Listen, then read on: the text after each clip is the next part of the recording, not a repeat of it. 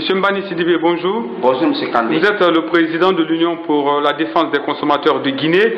Le 15 mars, c'est la journée internationale des droits des consommateurs.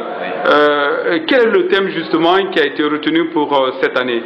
Cette année, le thème retenu est construire dans un monde numérique. Les consommateurs peuvent faire confiance.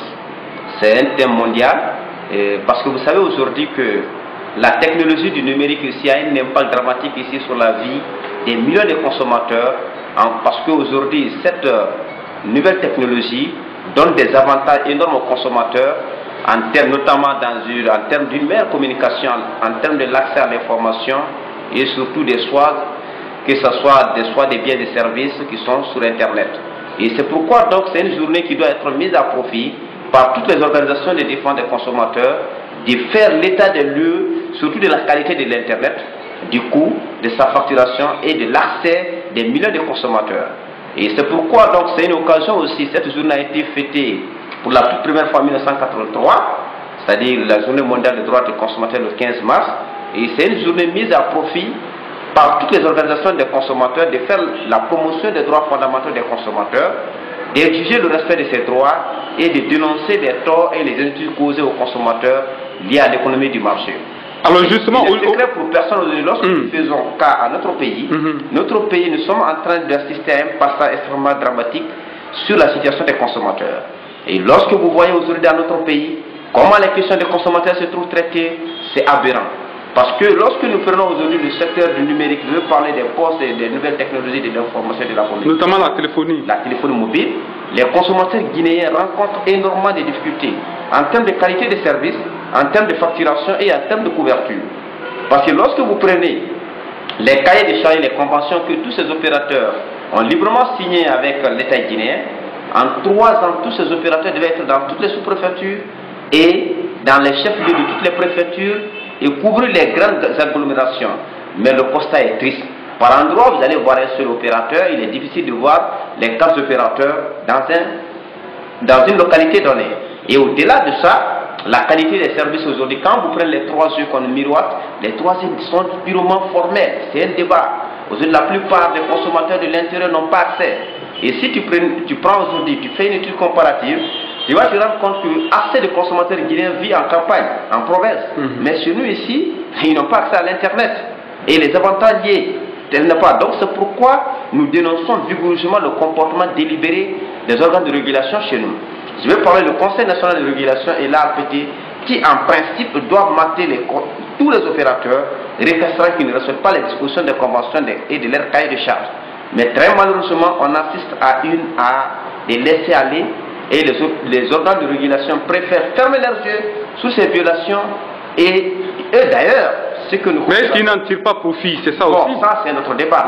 Et ce que nous constatons, ce qui est extrêmement dangereux et grave dans notre pays, c'est qu'aujourd'hui ces organes de régulation n'arrivent même pas à couvrir la Guinée. Regardez l'ARPT. L'ARPT n'a que 2 bureaux. Tout Conakry, l'ARPT n'arrive pas à couvrir, à plus forte raison, le 8 régions administratives. Comment ils peuvent rester dans leur siège national et pour savoir que les consommateurs guinéens sont protégés, les consommateurs de Sérékoré, les consommateurs de Kankan, les consommateurs de Kindia, de Boké, de Labé, de Mamou, mais sont laissés à la merci des opérateurs. Mais regardez aujourd'hui, ces opérateurs sont partout. Mais pourquoi en Guinée, les organes de régulation ne se rapprochent pas des consommateurs? Est-ce que vous pensez que quand vous prenez aujourd'hui certaines dispositions de la loi 018, portant aujourd'hui la réglementation générale des télécoms chez nous, vous allez vous rendre compte que c'est clairement dit que les consommateurs peuvent saisir les organes de régulation. Mais est-ce qu'un consommateur va payer lorsqu'il est biaisé, que ce soit les services de Orange Money, que ce soit la mauvaise qualité des services, que ce soit le vol des unités, c'est déplacé de Sérékoré pour venir porter plainte contre un opérateur auprès de l'ARPT pour rembourser 100 000 francs. C'est pas possible. Donc c'est un débat et c'est pourquoi nous invitons donc le gouvernement. Je vais parler cette fois-ci du Premier ministre et du Président de la République. Parce que le ministre des nouvelles technologies et de l'économie numérique n'a joué aucun rôle parce qu'il a géré ses organes de régulation mais n'a fait aucun effort pour les consommateurs. Et c'est pourquoi nous... Est-ce que vous pensez que les consommateurs sont abandonnés à eux-mêmes? Ah oui, pour le moment en Guinée, les consommateurs sont à la merci des opérateurs. Et si nous étions nos actions, mais le mot consommateur n'existait pas dans notre pays. Aujourd'hui, il y a des lois qui sont en train...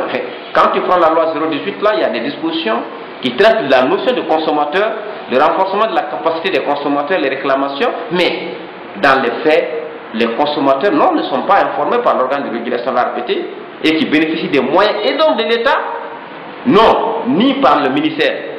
Et aussi il y a la loi sur la cybercriminalité et sur la protection des données privées. Rien de tout ça. Donc c'est un peu le phénomène qu'il faut mettre en exergue. Et c'est pourquoi nous commencerons à partir de maintenant de donner une nouvelle orientation à cette lutte. Parce qu'à partir de l'instant T, dans les jours qui viennent, nous allons animer au moins une cinquantaine de conférences dans tous les milieux scientifiques pour attirer les consommateurs sur leurs droits. Parce que les questions de consommateurs, ce ne sont pas seulement que dans le secteur de la téléphonie. Nous allons nous intéresser à la nutrition, nous allons nous intéresser aux services financiers parce que déjà, ce qu'il faut s'enorgueillir aujourd'hui, dans le secteur des télécoms, les consommateurs commencent à comprendre qu'ils ont des droits. Chaque fois qu'il y a des problèmes, ils crient. Donc ça veut dire que d'un moment à l'autre, on va assister à un sursaut national dans ce domaine. Et nous allons nous battre toujours conformément à notre vision. C'est ça notre combat. Et rien ne nous empêchera. Ça doit être clair dans l'esprit de tout le monde. Nous avons décidé de façon volontaire, parce que nous sommes des universitaires, pour apporter un plus à la vie des millions de consommateurs au prix de notre vie, de nos énergies, de notre temps. Donc rien ne nous va nous ébranler par rapport à cela. Monsieur Mbani Sidibé, merci d'avoir répondu à nos questions. C'est à moi de vous remercier.